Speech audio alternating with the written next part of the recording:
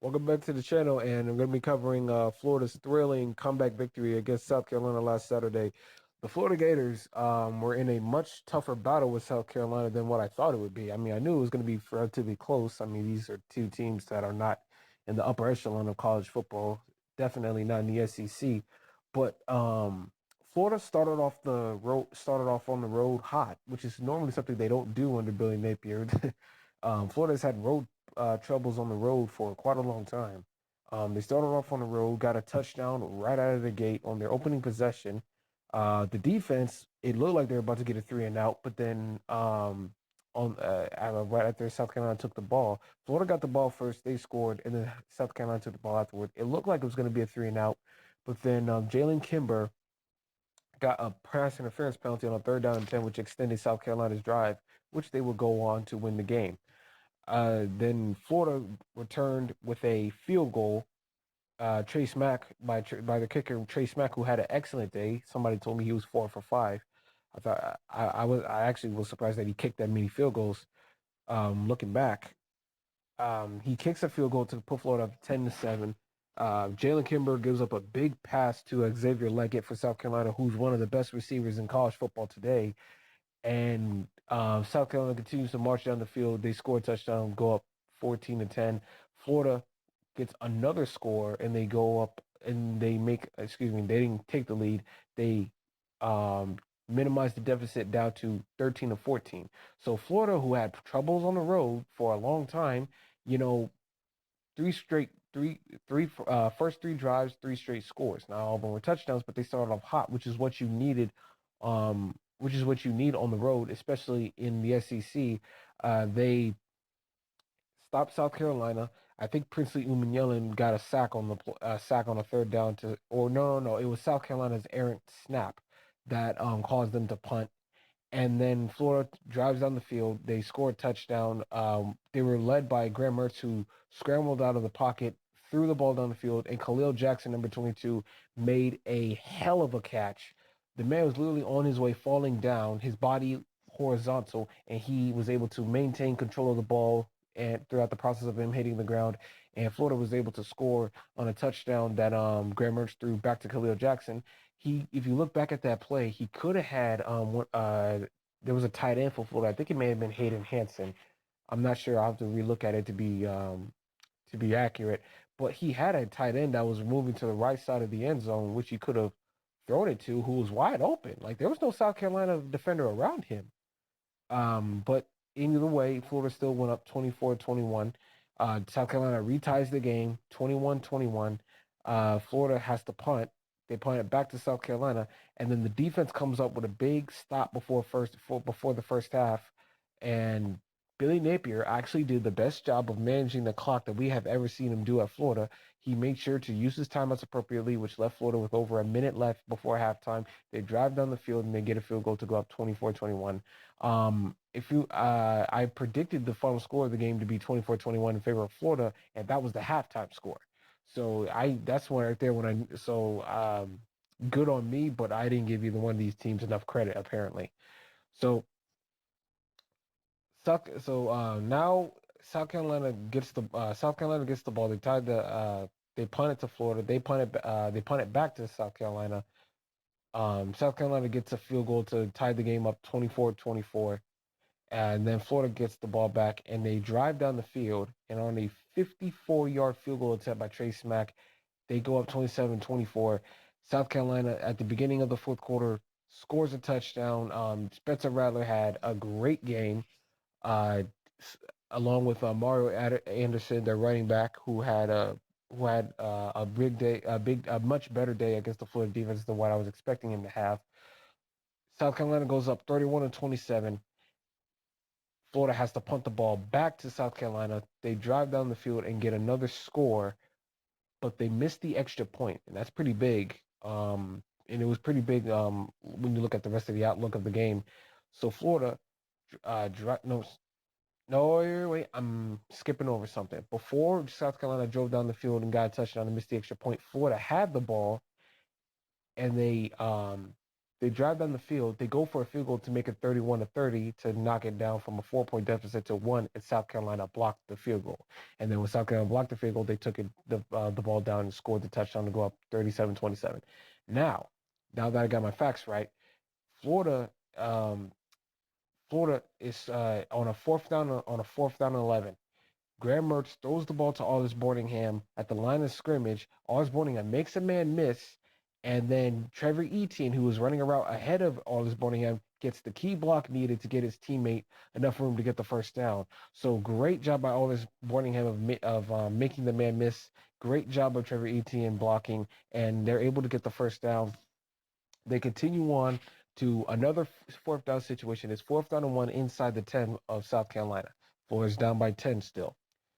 Graham Mertz, and I think he did this strategically, acted as if he was going to try to get South Carolina to jump offside, but really he was intending on tossing it to Trevor Etienne the whole time. So he takes it down to 1 second, and then he hikes it just before the clock expires, and he tosses it to Trevor Etienne, who gets the first down.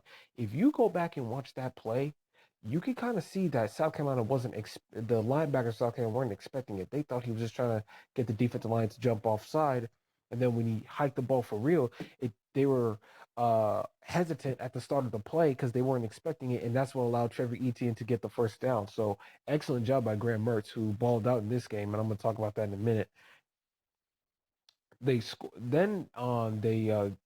play action pass it to Aldis Boardingham on a quick 3-yard touchdown grab.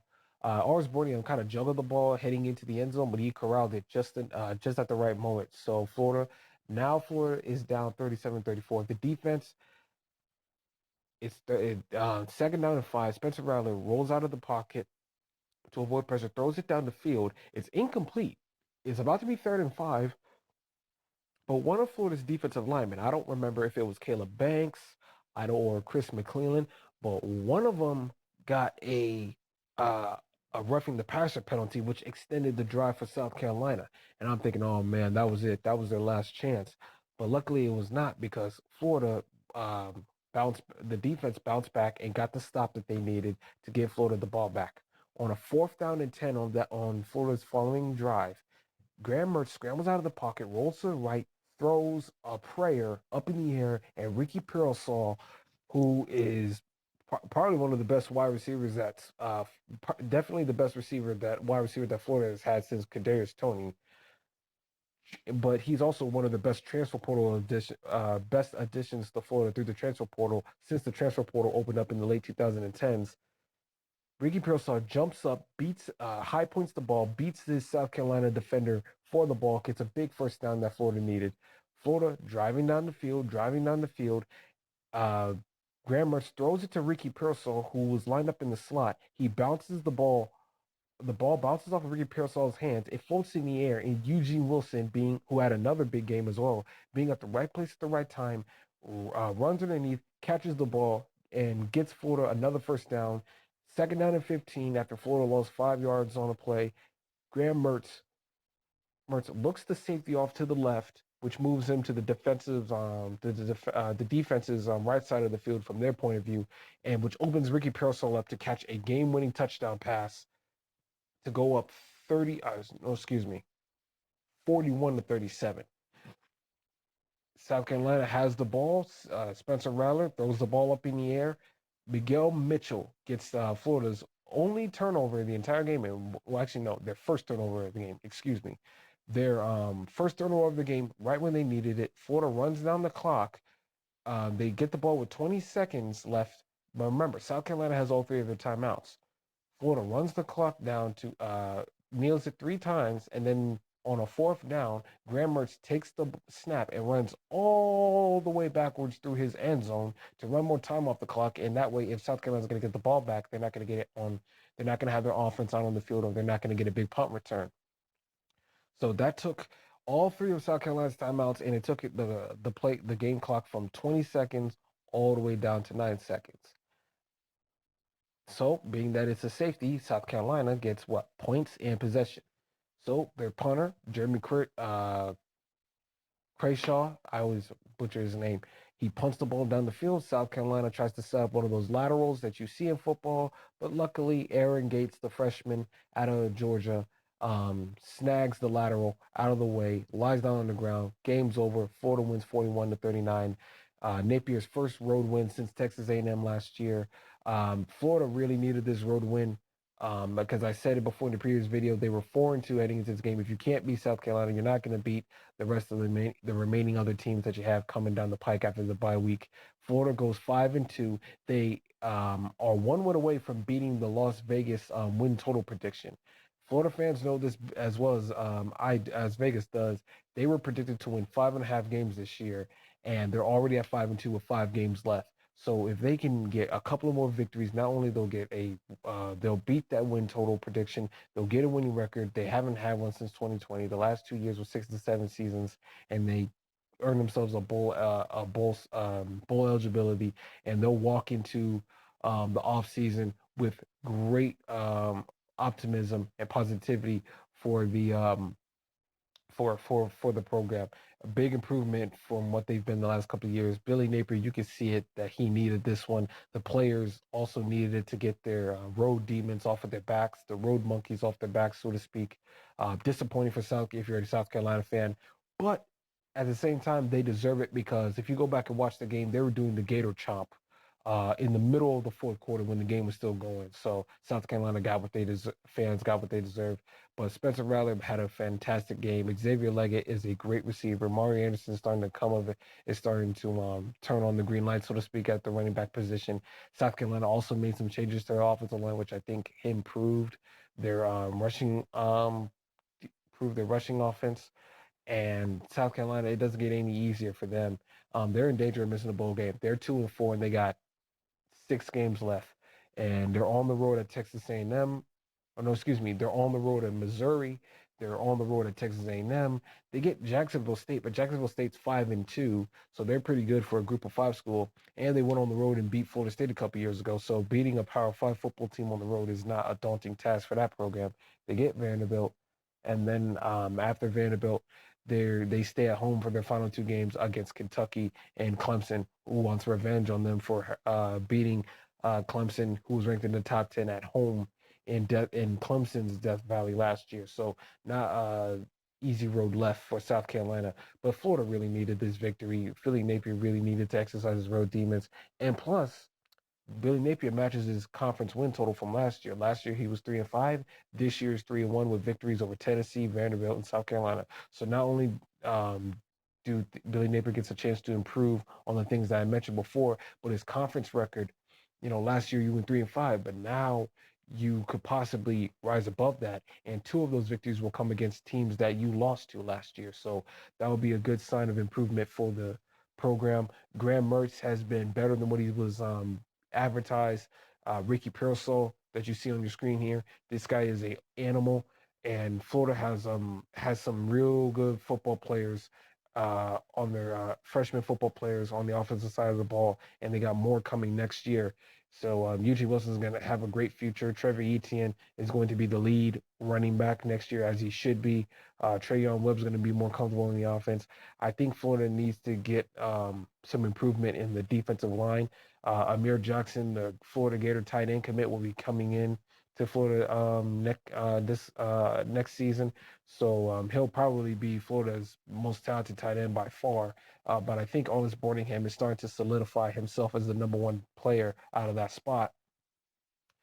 Defensively, there's a lot of improvements Florida needs to make, but I'm confident that Austin Armstrong will make the defense better when you consider the players that he has coming through the recruiting of the 2024 class and the transfer portal additions that Florida will make. Billy Napier has done a good job with the transfer portal. As I said, Ricky Pearsall, Moncho Johnson, Osiris Torrance, Caleb Banks and Cameron Jackson. So those are examples of guys who are Billy Napier's guys in the transfer portal. So things will probably look better for Florida on that side of the ball heading into next year. And now we're gonna now I'm finally going to read this article, Saturday Down South. It talks about Florida's win over South Carolina by Neil Blackman.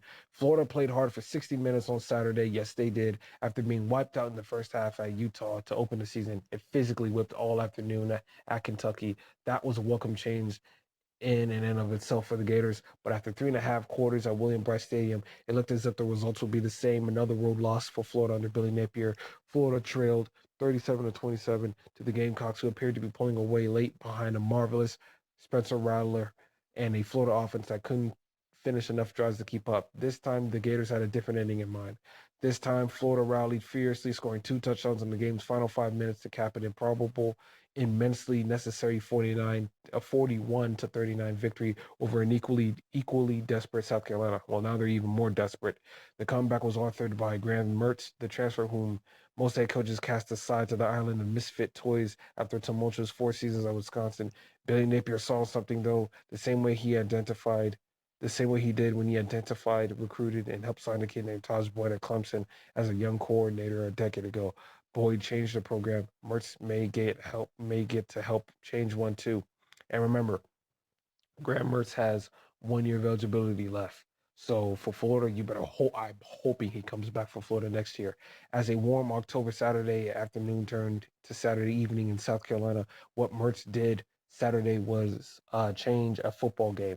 Unflappable under intense pressure most afternoon, Mertz marched the Gators 75 yards twice for touchdowns on consecutive drives to help Florida reclaim the lead.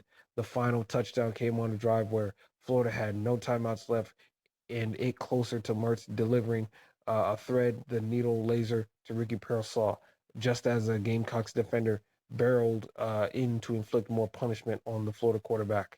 I can't tell you how proud I am of Graham Mertz. Napier said in an interview with ESPN following the game, the amount of work to start 32 games at Wisconsin, to show up at Florida to start over, the work ethic, applying all the things he learned at Wisconsin, the leadership he's shown. What a competitor. Are you kidding me? That was incredible. Kid's got grit, man. He's fun to coach. You show up every day excited to be around the guy. He's what the University of Florida football should be. Rattler, terrific in his own right all afternoon, had one more chance. But the Florida defense on his heels most afternoon came up with a huge play when freshman Kelby Collins pressured Rattler up the middle, and sophomore Miguel Mitchell intercepted Rattler's back foot heave. As Mitchell collapsed to the ground with the Florida sideline erupted in an orange and blue flash mob of joy. When you beat a 2-3 football team with it was a celebration you usually don't see when you beat a 2-3 football team with plenty of warts. But when you're 1-7 on the road and your current head coach under your current head coach and just 5-12 in road games this decade, you have to start somewhere. When the game expired on a failed South Carolina lateral, a handful of plays later, Florida celebrated some more. Players stayed and sang the alma mater, a tradition that started under Steve Spurrier, reached its zenith in the halcyon days of Urban Meyer. Florida's always large contingent of traveling fans swung and swayed and sang with them, savoring every moment of a Saturday that felt like an inflection point. Time will tell if this was truly a turning point for Florida, but make no mistake, if the Gators do return to national prominence under Napier, these Gators chomping victory from the jaws of defeat in Columbia will be a day people will point to and remember. Possibly. Oddly, it's an old quote from Bobby Bowden, the Florida State coaching legend and longtime nemesis of Florida's favorite son, Steve Spurrier, which was hard to get out of my head watching the Gators celebrate their win on Saturday evening. First, you lose bad. Second, you lose close. And third, you win close. Then you win more close than you lose. Then you start winning big. That's the journey. Bowden said of program building.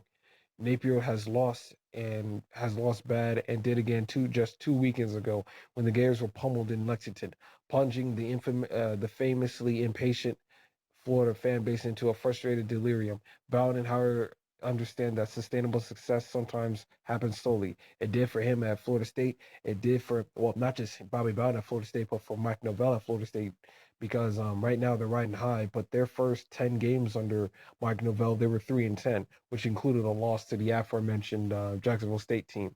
It did for Dabo Sweeney at Clemson. Yo, it certainly did for him. A slow build may be in the cards for Napier too. To get there, his teams will have to win on the road. Saturday's game, a narrow win over a team Florida will probably beat 7 times out of 10 on talent alone, does not represent sea change or signify that Florida's road woes are over. What it does is teach that these Gators that if they fight and are physical, play clean football. Florida only committed 6 penalties, a road game low under Napier, and they didn't turn the ball over either. There can be more Saturdays celebrations away from the swamp. What a win! Like Saturday also does. The Bowden's point is help Florida take their next step under their journey on their journey under Napier. The Gators are the youngest team in the Power Five, with freshmen and sophomores in 21 of the 24 spots on the two deep and only one starter. While Florida relied on two of its upperclassmen in Mertz and Pearsall to win the game late, Florida also see huge performances down the stretch from a number of Napier's baby Gators, like Kelby Collins and Otis Borningham and Miguel Mitchell, as I was talking about. Here it is. They're making references to those gentlemen, and the lesson just feels different when your team is the one doing the winning. Absolutely. And those are the comments of the Gators fans. So all in all, couldn't be happier with what happened Saturday. You would like to blow South Carolina like you did last year, but you're just glad that your team won. A win is not a win in college football, but for Florida on the road, this one was huge. Go Gators.